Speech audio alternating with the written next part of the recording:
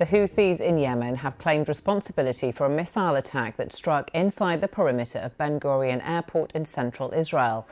According to initial reports, at least 2 people were hurt. Flights were briefly suspended but have now resumed. The Israeli military says it is investigating why air defence systems failed to intercept the missile. The country's defence minister has threatened a forceful response. The developments come after Israel issued orders calling up tens of thousands of reservists ahead of an expanded offensive in Gaza, according to several media outlets in the country. According to Israel's public broadcaster, the Security Cabinet is scheduled to meet on Sunday to approve the move. Israeli officials have repeatedly said they will intensify military operations in the Strip if Hamas fails to release the remaining hostages. As well as daily airstrikes, all aid has been blocked from entering the territory for 2 months, despite international pressure on Israel to lift its blockade, with warnings that intentionally starving civilians is a war crime. Our Middle East correspondent Hugo Bechega gave me the latest from Jerusalem. So this was a missile that was fired by the Houthis in Yemen, and we've seen those images from Tel Aviv, an area near Ben Gurion airport, which is Israel's main international airport, was hit. We don't know whether this was a direct impact from this missile, and the authorities here are saying that there have been no serious injuries from this attack. The authorities say at least 2 people have been taken to hospital with minor injuries, and we had a statement from the Israeli military saying that they are investigating why this missile wasn't intercepted. This is obviously a country that has a very sophisticated air defense system with a very high success rate in intercepting missiles and rockets, and we've seen that the Houthis have been firing rockets at Israel, saying that they are acting in support of Palestinians in Gaza. The vast majority of those missiles are intercepted by the Israeli military, and there has been some reaction from the Israeli defense minister saying that Israel is going to hit back 7 times stronger. We've seen that there have been attacks by Israel, also by this coalition led by the United States, trying to strike Houthi targets in Yemen to stop these attacks, not only against Israel but also on ships in the Red Sea. And Hugo, what more do we know about these reported plans to call up thousands of Israeli reservists to expand the military operation in Gaza? Yeah, so the Israeli Security Cabinet is expected to meet later today, and this measure is expected to be approved. There has been some speculation that the Israeli military is planning an expansion of the military offensive of the war against Hamas in Gaza. What the Israeli authorities are saying is that they're putting pressure on Hamas to release the hostages who remain in captivity in Gaza. We've seen that since Israel ended the ceasefire back in March. Those negotiations, the international efforts for a new deal, not only to guarantee the release of the hostages, but also for a ceasefire in Gaza, have failed to reach any kind of deal. And also part of this strategy is this blockade on the entry of humanitarian aid into Gaza. And we've seen some dramatic reports of the situation in Gaza, where aid agencies say that food supplies, water, medicine are running low, and they've been saying that this is a policy of starvation that could amount to a war crime, something that the Israeli authorities reject.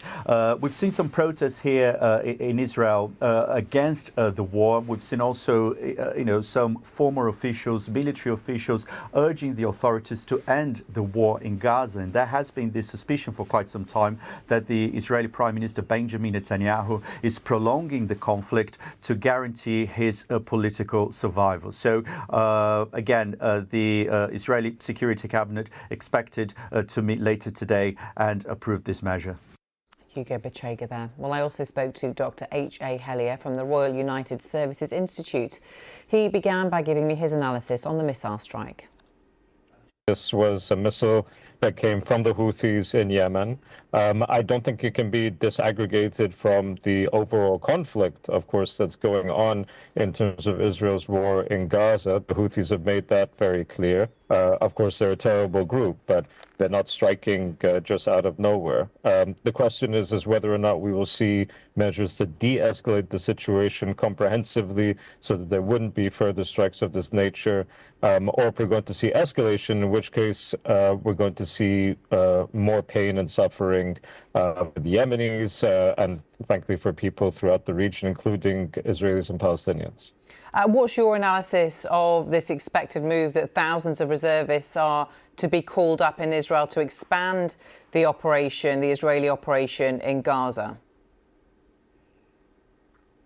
So I think it's been very clear for many months that there isn't an intention from within Tel Aviv, within the Israeli government, to end the war in Gaza. They've made it abundantly clear, as you mentioned. Israel ended the ceasefire back in March, and Israeli officials and Israeli ministers have said very clearly they do not want to end the war in Gaza until they see the complete end of Hamas in Gaza. Which, of course, is not something that any military expert thinks is possible.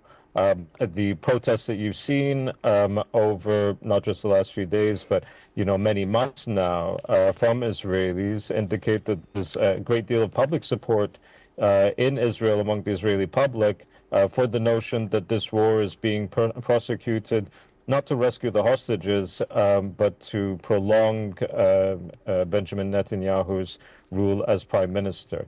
And I don't think that there's really much doubt about that, including among, I suspect, Israeli allies as well. The ceasefire proposal that was put forward by Biden and then finally implemented via a deal that involved the Biden administration and then the incoming Trump administration had phase 1, phase 2, phase 3. Phase 1 was never truly implemented and was violated almost from day one. And phase 2, of course, we never entered into. And there's really no suggestion that that's going to be returned to. There's already been a deal mentioned quite a few times over the last few months for all of the hostages to be released all at once in exchange for an end to the war. Yeah. Israel has rejected that, and I think that that's the stance that it's going to persist on taking. So we've seen repeated protests in Israel for the past 18 months calling on the hostages to be returned. We've also increasingly seen over the past few weeks, and very unusually, some protests emerging in Gaza against Hamas, and terrible suffering happening in Gaza. Mm-hmm. They hold more than 50 hostages, half of whom it's believed are dead in Gaza. Why won't Hamas hand them back? So first, I don't think it's unusual that there are protests against Hamas. The Palestinians of Gaza have a variety of political stances. I suspect Hamas is actually incredibly unpopular in Gaza, particularly over the past 18 months, but even before that. Vis-a-vis why Hamas won't return the hostages. Hamas is a militant group and sees the hostages very clearly as being leverage. The Israeli government has made it very clear that their final goal for Gaza is not simply the removal of Hamas, but also the removal of the Palestinian population from Gaza. It's expressed support for the Riviera Plan, has made it very clear that it supports the Riviera Plan, this new department within the Ministry of Defense, which is set up in order to encourage the quote-unquote voluntary migration of Palestinians from Gaza. Of course, there's nothing voluntary when you make a territory uninhabitable. So I don't think it's surprising. I mean, Hamas is not a good actor by any means, but it's not surprising that they wouldn't release what they see as their leverage.